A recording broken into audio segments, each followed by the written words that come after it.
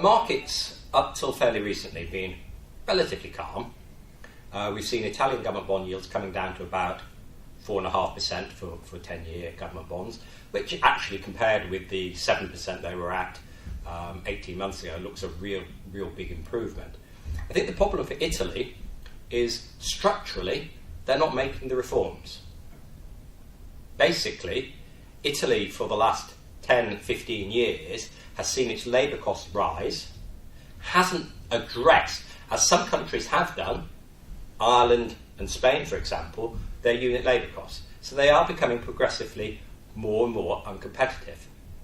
This is putting a strain on the country. One of the plus points for Italy is the level of domestic savings. So that's good.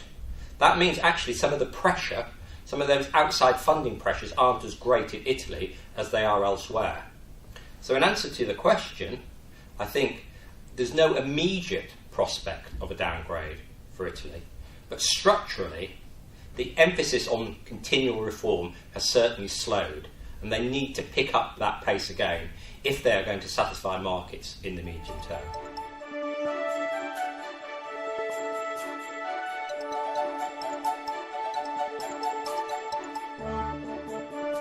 Well, Ireland has been massively rehabilitated from a government bond perspective over the last 2 years. If we go back to the depths of the crisis, when we saw the nationalisation of the banks, the assumption of that bank debt by the state, Ireland looked in a perilous situation. Fast forward to now, things have improved. Yes, the banking sector is still problematic, but a lot of those problems are being addressed. When we look at the funding costs for Ireland at the moment, 10-year government bonds, just over 4%. That's an incredible improvement from the levels that we saw. So in answer to your question, yes, I think there's a realistic prospect of Ireland coming back to markets over the next 6 to 12 months. One of the problems, though, that Ireland, but other countries within the Eurozone face, is they're not just generating the growth sufficient to attack the levels of unemployment. If you look at Ireland, they're back in recession again. Growth is really difficult to come by. So yes, they have made big improvements. Structurally, they have addressed some of their problems. They've reduced unit labour costs. They've made themselves more competitive.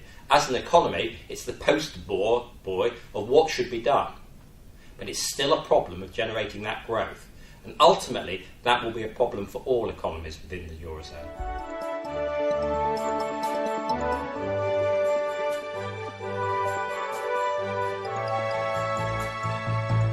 Back to the situation when markets were really nervous and Draghi said we'll do whatever it takes from a central bank perspective to protect the Eurozone, to protect the currency.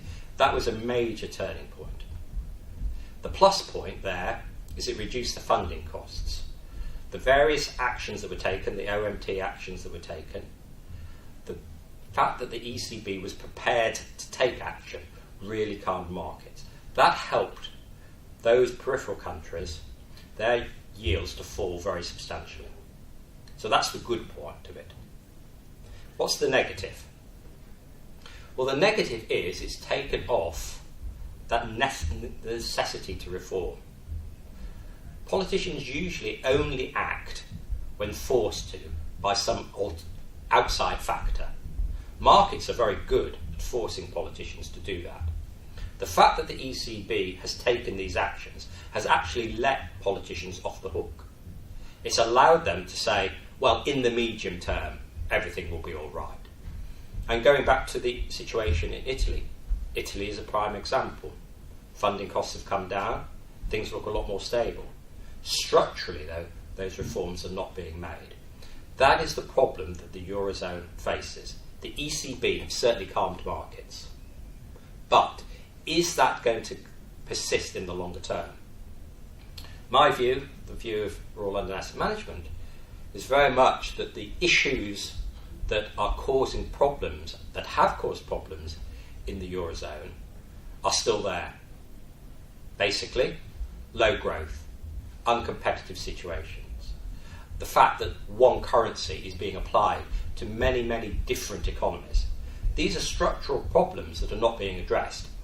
Either you have a federal union in which there are money transfers across the countries, but there doesn't seem to be the political will from the paymasters to do that, or you have to ultimately see the fragmentation of the Eurozone, basically splitting up into different sub-currency blocks.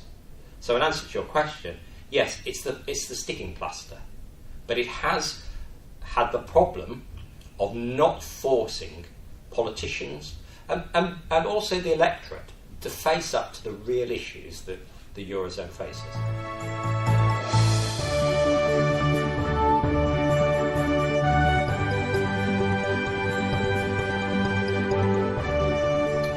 Well, if you look at the reaction of markets to the statement from the FOMC on the 19th of June, the answer to that is no. If we look at what's happened to not just bonds, but equities, and you break that down into emerging market equities, developed economy equities, you look at commodity prices, you look at the price of gold, basically all of those assets have fallen very significantly in price. So actually, whereas in a diversified portfolio sense, you think some asset classes will do well and some will do badly, actually, since that announcement, we've seen basically all asset classes perform poorly. So, in specific answer to your question, it would appear not, that we're not ready to contemplate the tapering of QE. However, more fundamentally, we have to get prepared for that situation. We cannot persist in an environment in which quantitative easing, basically very, very loose monetary policy in the big blocks around the world, in effect zero interest rates for all intents and purposes. Ultimately, we have to move on from that situation. So I think what Bernanke has done is very sensible. It's telling markets that at some point QE will be tapered and ultimately withdrawn. We, as investors, will have to face the consequences of this. Now, I think what we're going to see over the next 2 or 3 weeks, months, is just a reining back of that. But clearly there has been a shot across the bows from the US, saying, in effect, don't rely on zero interest rates continuing. Don't rely on quantitative easing. Don't rely on liquidity being pumped into the system, because actually we will need to address that situation. On a more fundamental point, are economies growing strongly enough at the present time? Again, I would say the answer is no. The US is performing better than other developed economies. That's undoubtedly the case. You're looking at the unemployment rate, that's coming down. Participation in certain economies is improving. But this is not the type of cyclical recovery that we're generally used to. So I think QE will taper. I think markets are trying to send a shock to the authority saying, don't do it too quickly. But in very big picture terms, QE is an indicator that basically the world economy is not growing strongly enough. And I think that will still continue to be the case. We will have to get used to, I think, a rate of growth, long-term growth, that is lower than we've got used to over the last 10, 15, or even 30 years.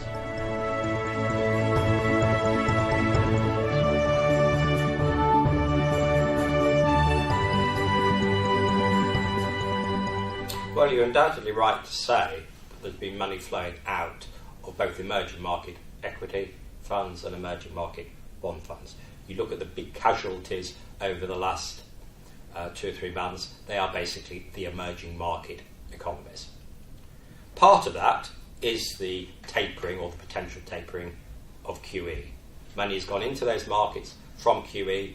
Logically, money will come out as QE is reduced. However, there are underlying tensions in a lot of these economies. If you look at Brazil, for example, you may say, well, they have some specific issues relating to the amount of money that's being spent on the World Cup, potentially on the Olympics in Rio.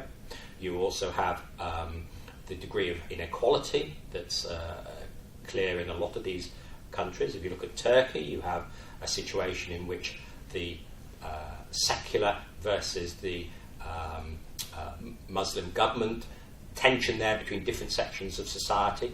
But I think you can bring in a more common theme, which is basically growth in a lot of these economies is not as high, it's not strong enough to support the aspirations either of an emerging middle class or particularly to support the aspirations of the working class, and those differentials are increasing.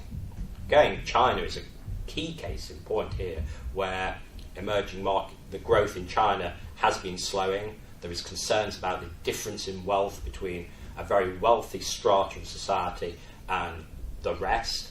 So I think there are some common themes. You may say that that is the result of globalisation, but that is creating pressures. So I think those pressures will continue and will serve as a way of acting as a factor that will keep investors cautious about emerging market economies. In the longer term, though, the rates of growth that these economies will be able to sustain, I think, will still make them long-term attractive areas for investment.